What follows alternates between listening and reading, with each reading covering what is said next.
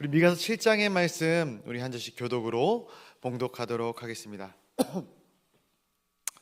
제가 먼저 보겠습니다. 재앙이로다 나여 나는 여름 과일을 딴 후와 포도를 거둔 후 같아서 먹을 포도송이가 없으며 내 마음에 사모하는 처음 익은 무화과가 없도다. 경건한 자가 세상에서 끊어졌고 정직한 자가 사람들 가운데 없도다. 무리가 다 피를 흘리려고 매복하며 각기 그물로 형제를 잡으려 하고 두 손으로 악을 부지런히 행하는도다. 그 지도자와 재판관은 뇌물을 구하며 권세자는 자기 마음의 욕심을 말하며 그들이 서로 결합하니 그들의 가장 선한 자라도 가시 같고 가장 정직한 자라도 찔레 울타리보다 더하도다. 그들의 파수꾼들이 날 곧 그들의 가운데에 형벌의 날이 임하였으니 이제는 그들이 요란하리로다. 너희는 이웃을 믿지 말며 친구를 의지하지 말며 내 품에 놓은 여인에게라도 내 입의 문을 지킬지어다. 아들이 아버지를 멸시하며 딸이 어머니를 대적하며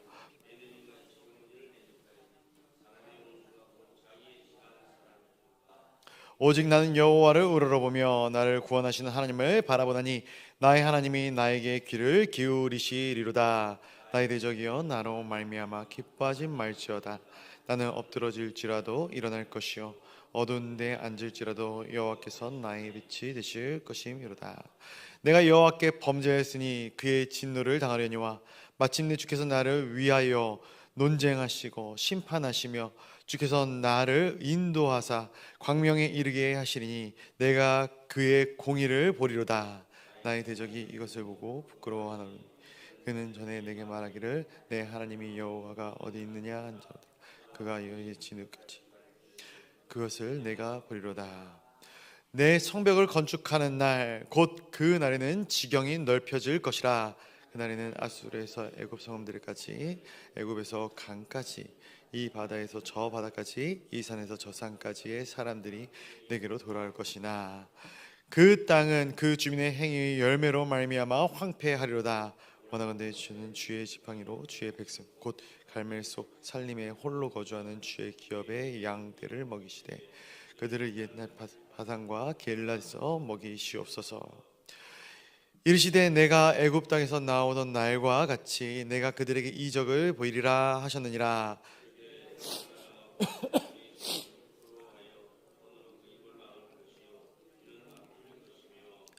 그들이 뱀처럼 티끌을 핥으며 땅에 기는 벌레처럼 떨며 그 좁은 구멍에서 나와서 두려워하며 우리 하나님 여호와께로 돌아와서 주로 말미암아 두려워하리이다. 주와 같은 신이 어디 있느냐. 주께서는 죄악과 그 기업의 남은 자의 허물을 사유하시며 인애를 기뻐하심으로 진노를 오래 품지 아니.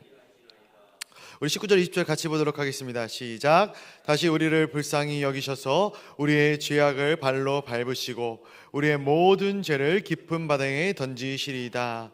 주께서 옛적에 우리 조상들에게 맹세하신 대로 야곱에게 성실을 베푸시며 아브라함에게 인애를 더하시리이다. 아멘. 오늘도 이 새벽 미명의 시간부터 하나님의 거룩한 존존으로 달려나온 우리 사랑하는 성도님들을 주님의 이름으로 환영하고 축복합니다. 오늘 거룩한 주님의 날입니다. 이 날이 정말로 은혜가 충만하고 하나님께서 주시는 감격과 감사가 충만한 복된 한 날이 되시기를 소원합니다. 오늘 미가서 7장, 미가서의 가장 마지막 절입니다. 오늘 본문에서도 좀 나오고 있는데요. 이 미가라는 이름, 미가라는 이름의 뜻이 무엇입니까? 미가의 이름의 뜻이 무엇입니까? 여호와 같은 분이 어디 있느냐라는 거예요. 18절에 보면 나오죠. 주와 같은 신이 어디 있으리까. 이것이 어떻게 보면 미가의 이름인 것입니다. 여호와 같은 분이 어디 계시냐. 당시 시대상으로 보면은 정말 하나님을 떠나 살아가며 심판이 이때 이루어졌다 이야기를 했습니다. 심판받아 망하게 된 이스라엘 백성들, 그들이 질문하는 것이죠. 하나님이 어딨냐고, 여호와가 어딨냐고. 하나님이 마치 우리를 버린 것처럼, 우리를 떠난 것처럼 하나님이 우리와 함께 계시지 않는다 생각을 하고 도대체 하나님이 어디 있느냐라는 이 질문에 미가는 자신의 이름으로 답을 하고 있는 것 같습니다. 오늘 그래서 미가서 이 7장은 크게 두 부분으로 좀 나눠서 볼 수 있는데요. 1절부터 6절까지의 말씀을 보게 되면은 우리가 읽었지만 심판에 관한 말씀들, 왜 이들 가운데 심판이 이루어질 수밖에 없었는지에 대한 그러한 모습들이 1절부터 6절까지 그려지고 있고요. 그리고 이제 7절을 지나서 8절부터 보게 되면은 마지막 부분까지 심판 후 구원에 대한 이 확신, 그리고 이 구원의 날에 대한 그 아름다운 모습들을 우리가 기록하고 있음을 보게 됩니다. 어떻게 보면은 이 본문 말씀에서 너무나 상반된 두 가지의 이 테마가 같이 기록되어지고 있음을 보게 됩니다. 그러나 이 상반된 두 가지가 한 대상에게 전해지고 있음을 우리가 보게 되는 것이죠. 우리 1절부터 4절까지의 말씀을 한번 같이 읽어보도록 하겠습니다. 1절부터 4절까지의 말씀 좀 길지만 한 목소리로 같이 보겠습니다. 시작. 재앙이로다 나여 나는 여름 과일을 딴 후와 포도를 거둔 후 같아서 먹을 포도송이가 없으며 내 마음에 사마는 처음 익은 무화과가 없도다. 경건한 자가 세상에서 끊어졌고 정직한 자가 사람들 가운데 없도다. 무리가 다 피를 흘리려고 매복하며 각기 그물로 형제를 잡으려 하고 두 손으로 악을 부지런히 행하는도다. 그 지도자와 재판관은 뇌물을 구하며 권세자는 자기 마음의 욕심을 말하며 그들이 서로 결합하니 그들의 가장 선한 자라도 가시 같고 가장 정직한 자라도 찔레 울타리보다 더하도다.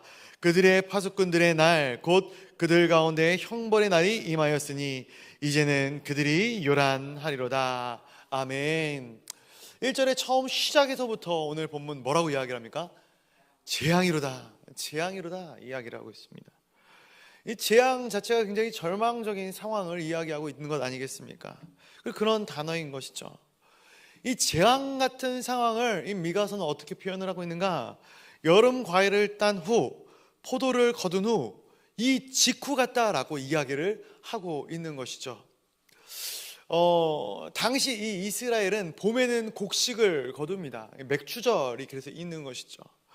그리고 나서 이제 여름에는 이 여름 과일을 추수를 하게 됩니다. 여름 끝에 여름 과일을 이제 결실을 맺고 추수를 하게 되는데, 이 여름 과일을 다 추수하게 된 후에는 그 땅이 황폐케 되어지는 것이죠.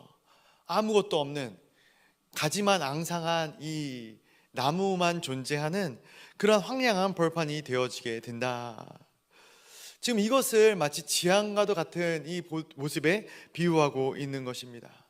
아무것도 없고 허망한 이 이스라엘의 모습, 그 모습이 재앙과도 같다라는 것이죠.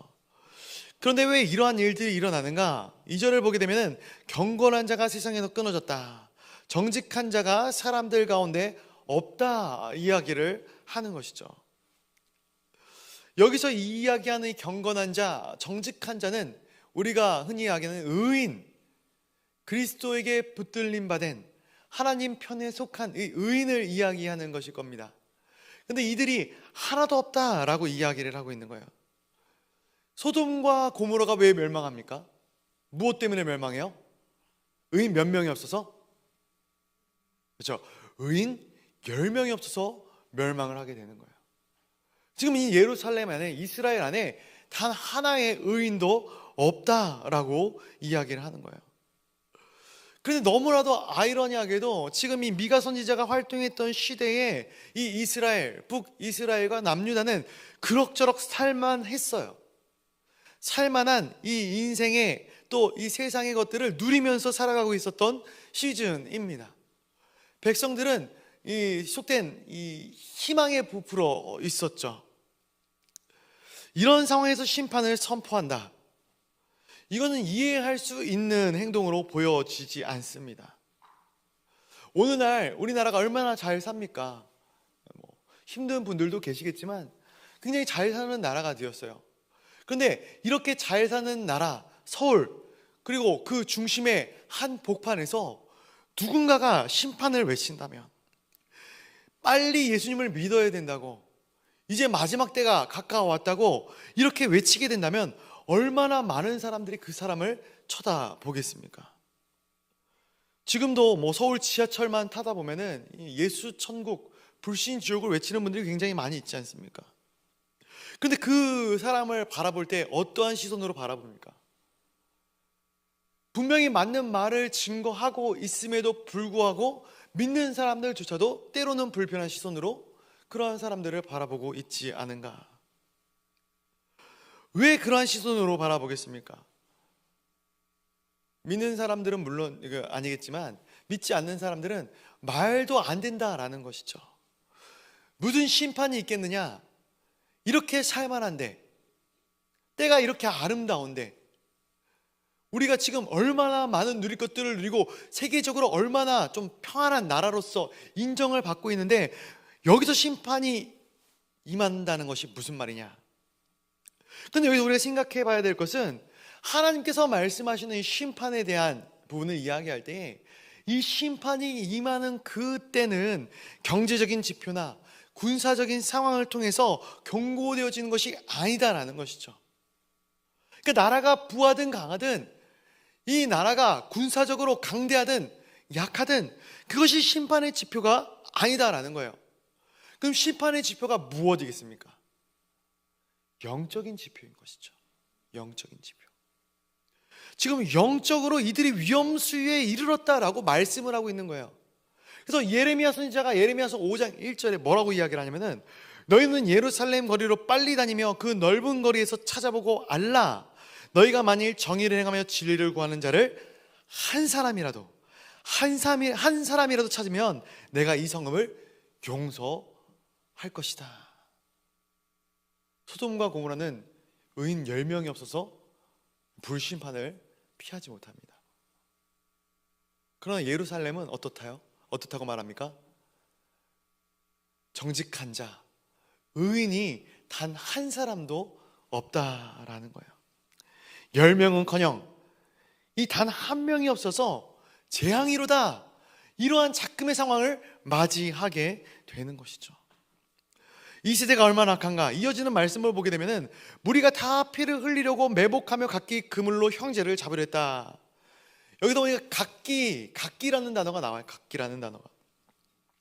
그러니까 이게 무슨 말이냐면은 한두 사람이 이런 일을 벌이고 나머지는 피해자다, 이것이 아니에요. 모든 사람들이 이러한 행태를 취하고 있다라는 거예요. 그러니까 내가 먼저 공격하지 않으면 내가 잡아먹힌다는 이 동물의 생태과도 같은, 먹이사슬과도 같은 이런 1차원적인 그러한 삶의 모습들이 인간의 삶 가운데, 이들의 이 생활 가운데 드러나 있었다라는 것이죠. 서로가 서로를 향해 그물을 던지는 거예요. 근데 이 서로가 모르는 사람들인가? 아니요, 형제다, 이웃이다 라고 이야기를 하고 있는 것이죠. 말씀을 묵상하면서 어떻게 이런 일이 가능한가?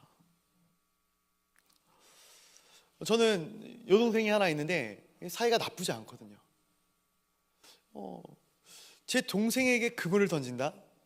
생각할 수 없는 일일 것 같아요. 비상식적인 일이겠다 생각을 합니다.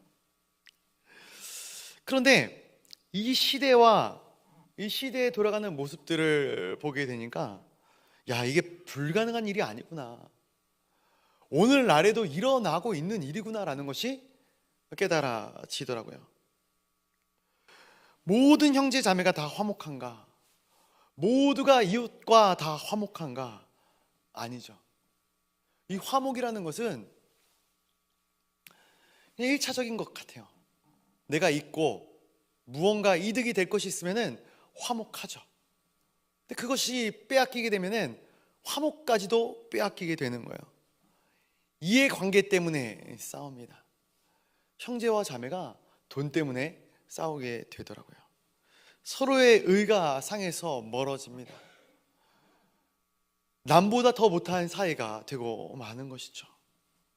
많은 이유가 있겠지만 한 가정 안에서도 분쟁이 일어납니다. 다툼이 있어요. 서로 맞대고 살아가지만 서로 안 볼 사람처럼 으르렁대고 있는 모습을 보게 되는 것이죠. 이 시대에 이러한 모습들이 도가 넘은 거예요. 서로의 피를 볼 정도로 가정이 깨어져 있음을 보게 됩니다. 물고기를 잡는 그물을 형제에게 던질 정도로 서로의 이 마음이, 믿음이 깨어지고 있는 것이죠. 그래서 5절과 6절의 말씀에 보면은 무엇을 이야기하고 있어요? 이웃을 믿지 말라 이야기를 해요. 심지어 한 이불을 덮고 누운 이 여인에게라도 내 마음을 말하지 말라 이야기합니다. 6절에 보니까 아들이 아버지를 멸시한다, 딸이 어머니를 대적한다, 며느리가 시어머니를 대적한다. 원수가 있는데 이 원수가 어느 사람이라고요? 누구라고요? 집안 사람이다 이야기하는 거예요. 집안 사람이다.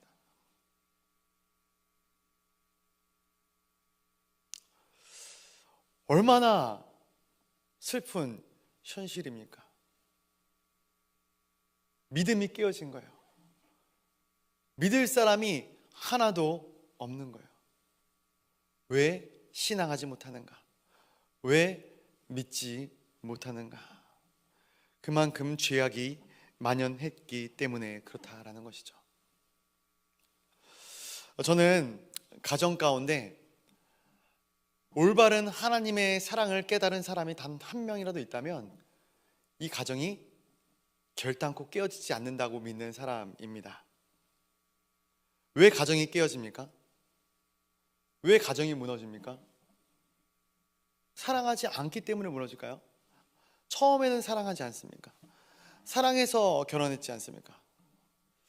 어저께 이제 가족끼리 밥을 먹는데 저희 그 딸이 그런 얘기를 하더라고요. 내가 태어나기 전에 엄마 아빠는 사랑하고 연애했잖아, 이런 얘기를 하더라고요. 맞죠?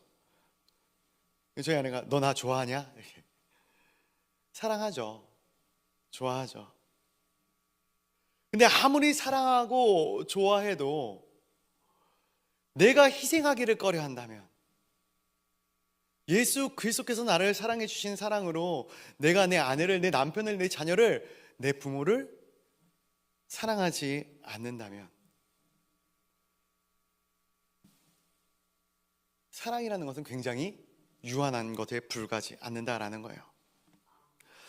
이 시대는 이 말씀 가운데 나타난 이 시대는 워낙에 세상적인 가치관들이 팽배했던 시대입니다. 그렇다 보니 희생은커녕 상대방을 피로써 희생시키는 일들이 옳다 여겨졌던 것이죠. 결국 그 손으로 행하는 모든 것들이 다 악한 일, 그리고 그 악을 부지런히 행한다라고 이야기를 하고 있습니다. 가정이 그 모양인데 나라는 어떻겠는가? 말로 할 수 없죠. 가정과 나라가 같이 가는 것 같아요. 나라가 어떠한가? 이어지는 기록을 보면 이렇게 이야기를 합니다. 지도자와 재판관은 뇌물을 구한다. 권세자들은 자기 마음의 욕심을 말하고 서로 결합한다라고 이야기를 합니다. 제가 미가서 2장의 말씀을 가지고도 지난번에 설교를 했었는데요, 이 아합과 이세벨의 말씀을 드렸죠. 나봇의 포도나무, 포도원, 온갖 흉계로 사람을 죽여놓고 본인들끼리 그 소유를 주고받으며, 본인들의 것이 아니에요, 빼앗은 그 소유를 주고받으면서 일말의 죄책감이 없어요. 내가 내 노력의 소산으로 얻은 것이 아니고 편법으로, 아니 죄악된 마음과 죄악된 것으로 얻은 그것들 가운데 마음 가운데 거리끼는 것이 없고 기뻐하는 마음만 가득한 그러한 지도자들의 모습을 보게 되는 것이죠. 그래서 지금 이 모습이 어떤 모습입니까? 가정에서는 물론이거니와 이 나라의 지도자들, 이 나라조차도 굉장히 이 악한, 그 어느 것 하나 선한 것을 찾아보기 힘든 그러한 모습이 나타나 있는 이 시대상을 그리고 있지 않겠습니까? 사장에 뭐라고 이야기를 하는가? 이 사장 말씀에 보니까 이렇게 기록되어 있죠. 그들 중에서 가장 선한 자라고 할지라도, 그리고 가장 정직한 자라고 할지라도 가시 같고 찔레 울타리보다 더하다라는 거예요. 이 가시 같다, 찔레 울타리 같다, 찔레 울타리보다 더하다라는 것은 무슨 말이냐? 이 쓸모없는 것들을 이야기하는 것이거든요. 가치 없는 것들을 이야기합니다. 그러니까 가장 선하고 정직한 자가 있다고 할지라도 그들이 정말로 쓰잘데기없고 가치없다라고 이야기를 하는 거예요. 그들이 이야기하는 선과 정직은 하나님의 도와 하나님의 질서, 하나님의 법에서 어긋났기 때문에 그런 것이죠. 그런 시대이기 때문에 심판이 임하는 거예요. 파수꾼의 날, 그들 가운데 형벌의 날이 임하는 거예요. 그런데 이 말씀을 보니까 형벌의 날, 파수꾼의 날에 그들이 어떻게 한다고요? 요란하다라고 이야기하는 거예요. 요란하다. 왜 요란할까? 제가 말씀을 어저께 이제 막 계속 설교를 준비하면서 보면서 요란하게 임하는 것인가? 그러니까 이 요란하다라는 말이 굉장히 이 심판과 파수꾼의 날이 임했을 때 요란하게 이 큰 소리로 막 그렇게 이 심판이 임하였기 때문에 요란할까 생각을 해봤는데 그게 아닌 것 같아요. 말씀을 읽어봐도 그렇고 보니까 어떠한 말씀인가? 당황스러운 것이죠. 미처 준비가 되어지지 않은 거예요. 우리들은 이러한 일이 일어날지 몰랐던 거예요. 그렇기 때문에 너무나 갑작스럽게 벌어진 심판의 사건으로 인하여서 이 이스라엘 백성들이 요란할 수밖에 없었던 것이죠. 그렇다면 하나님께서 그냥 심판하셨는가? 어느 날 갑자기 호련히 심판하셨는가? 절대 아닙니다. 하나님은 끊임없이 말씀하셔요. 끊임없이 보여주십니다. 선지자들을 통해 그들이 외치는 말씀을 통해 심판의 날이 가까워왔다 수도 없이 말씀하셔요. 회개하고 돌이키라는 메시지를 전합니다. 그런데 그들이 그 말을 듣지 못하는 거예요. 왜 듣지 못하는가? 그들의 죄악을 행하기에 바빠서, 피를 보며 형제들에게 그물을 던지기에 바쁘고 서로의 소산을 빼앗느라 바쁘고 그나마 조금 선하다 정직하다 이야기할 수 있는 이 사람들도 이 메시지에 귀를 기울일 수 있는 지혜와 마음 가운데 선함이 없는 것이죠. 그래서 이 재앙이로다, 이 재앙 가운데 그들이 빠져들게 되는 것입니다. 그때 미가 선지자가 선포하는 것이죠. 우리 7절 말씀 한번 같이 읽어보겠습니다. 7절입니다. 같이 보겠습니다. 시작. 오직 나는 여호와를 우러러보며 나를 구원하시는 하나님을 바라보나니 나의 하나님이 나에게 귀를 기울이시리로다. 아멘. 1절부터 6절까지를 읽는 가운데 저는 굉장히 그 깜깜한 암흑 같은 답답함을 느꼈습니다. 칠흑 같은 어두움, 이 어두움이 이 땅 가운데 내려앉고 있는 것이죠. 근데 7절의 말씀을 보니까 그 안에 아주 작은 빛이 비춰지더라고요. 지금 이 시대가 어떤 시대인가? 1절부터 6절 같은 시대이거든요. 재앙과도 같은, 아니 재앙 그 자체인 시대입니다. 선한 것이 없어, 정직한 것이 없어요. 모든 사람이 악을 쫓고 악한 곳으로 흘러가고 그것이 당연하다. 내가 죄악을 행하면서도 그게 죄악이라고 인지하지 못하는 그 시대를 살아가는 사람들. 그런데 그 사람들 가운데 오직 나는, 미가 선지자가 얘기하는 거예요. 오직 나는 여호와를 우러러보며 나를 구원하시는 하나님을 바라볼 것입니다. 고백하고 있는 것이죠. 그리고 그때 나의 하나님이 나에게 귀를 기울이실 것이다. 저는 이 시대 가운데 우리 사랑하는 이 자리에 모인 성도들의 아름다운 정체성의 고백이 이 고백이 되어지기를 간절히 소원합니다. 경쟁의 구도가 만연한 세상 속에서 남을 밟아야, 또 때로는 편법을 쓰고 악을 행해야 내가 조금이라도 더 잘 살 수 있는 이 시대상 가운데 세상의 풍조를 쫓지 아니하고 오직 말씀을 쫓아 말씀을 내 마음 가운데 중심에 새기며 나아가는 우리 모두가 되기를 간절히 소원합니다. 이 신앙의 결단이 있어야 우리는 이 악한 세대 가운데 결단코 사탄의 관계에 놀아나지 않을 수 있는 것이죠. 그래서 이어지는 고백이 무엇인가? 이 8절 말씀이 8절까지만 보고 말씀을 맺겠습니다. 8절 한번 같이 읽어보도록 하겠습니다. 8절입니다. 시작. 나의 대적이여 나로 말미암아 기뻐하지 말지어다. 나는 엎드려질지라도 일어날 것이요 어두운 데에 앉을지라도 여호와께서 나의 빛이 되실 것임이로다. 아멘. 아멘. 나의 대적이여 기뻐하지 말지어다. 대적을 향해 이렇게 선포하고 있는 거예요. 왜 나로 말미암아 기뻐하려고 하겠습니까? 내가 곧 넘어질 것 같았거든요. 내가 곧 무너져서 본인들과 자신들과 같은 처지로 전락해 버릴 것 같았거든요. 그래서 구경하고 있는 것이죠. 쟤 언제 넘어지나 보자. 얼마나 버티나 보자. 믿는 사람들아, 너희 크리스천들아, 이러한 세대 속에서 너희가 얼마나 너희 법도를 지키며 살아갈지 보자. 두고 보자. 방관자의 입장으로 보고 있는 거예요. 그러나 기뻐하지 말지어다. 기뻐하지 말지어다. 왜 기뻐하지 말라 이야기합니까? 나는 엎드러질지라도 일어날 것이다 이야기하기 때문에 그래요. 엎드러지지 않는다 이야기하는 것이 아니에요. 엎드러질지라도, 우리가 인생을 살아가다가 연약하여 넘어질지라도, 잠시 쓰러질지라도 거기서 내가 영원히 낭망하는 일은 없을 것이다 이야기하는 거예요. 왜? 그 뒤에 나오죠. 어두운 데 앉을지라도 여호와께서 나의 빛이 되실 것임이로다. 아멘. 같은 맥락의 말씀이에요.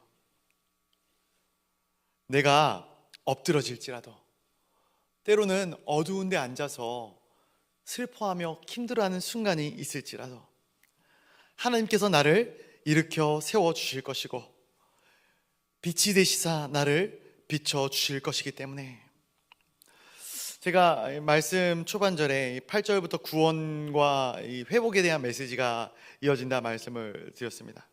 이 말씀을 보면 바로 이해되어지는 것이죠. 이 엎드러지고 이 어두움 가운데 앉아있다라는 것이 무슨 말씀이겠습니까? 아수르와 바벨론에 의해서 남유다와 북이스라엘이 멸망하게 되는 거예요. 하나님의 택한 백성이 무너지게 되는 것이죠. 이 땅 가운데 끊어진 것 같은 느낌이 있고 더 이상 일어서지 못하고 그 어두움을 헤쳐나갈 수 없는 것 같은 그러한 모습 가운데 처해질 것입니다. 소망이 끊어진 상태, 재앙과도 같은, 아니 재앙 그 자체인 상황. 그러나 여기서 또한 낭망하지 말 것은 주께서 나를, 이 백성을 일으켜 세워 주실 것이고, 주께서 빛으로 어두운 곳에 앉아 있어 슬피 우는 이 백성들을 밝히 비춰 주실 것을 내가 신뢰하기 때문입니다. 이것은 이 시대를 살아가는 우리에게도 적용되는 말씀입니다. 우리가 넘어질지라도, 우리가 어두움 가운데 힘들어할지라도, 세상이 다 나를 외면할지라도 하나님께서는 늘 나와 동행하시는 것이죠. 말씀을 맺고자 합니다. 이 땅을 살아가면서 참 행복한 순간도 많이 있겠지만 늘 공고합니다. 우리가 늘 샬롬의 평강을 소망하고 소원하지만 이 샬롬의 평강을 마음 가운데 늘 유지하고 살기가 쉽지 않아요. 심지어 이 교회 안에서도 그렇습니다. 제가 사역을 하지 않습니까? 그렇죠? 교회의 거의 대부분의 시간을 앉아 있어요. 하나님의 거룩한 전에서. 정말로 행복하지 않겠습니까? 별로 안 행복해 보이시나요? 그런데 제가 이 거룩한 존전에 나와 있다고 해서 제가 안 곤고할까요? 아니요, 늘 곤고합니다.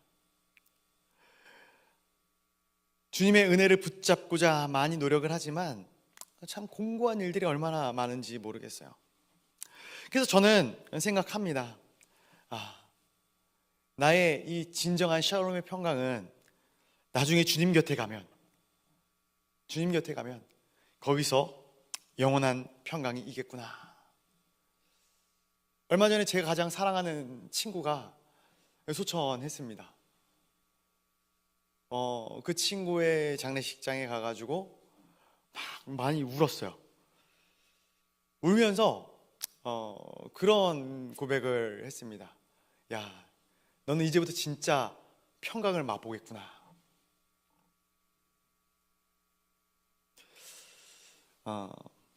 세속적인 가치관은 우리가 이 땅 가운데서 영원한 평안을 누릴 수 없게 만듭니다.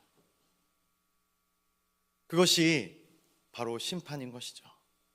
우리 마음 가운데 계속되어 지는 이 악한 생각들, 악한 마음들.